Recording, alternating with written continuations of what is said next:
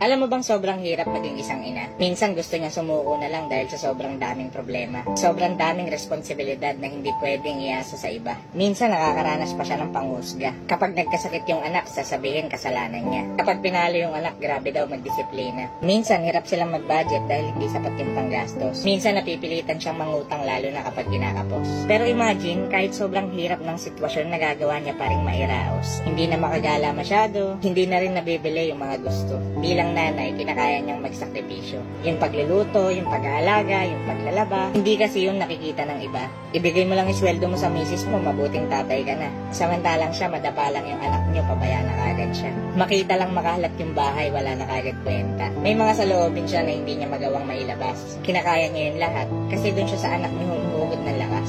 Isang tingin lang sa anak niyo, nakakalimutan niya lahat ng problema. Nakakapagod maging isang ina. Pero kahit suko na siya, hindi siya pwedeng magpahinga.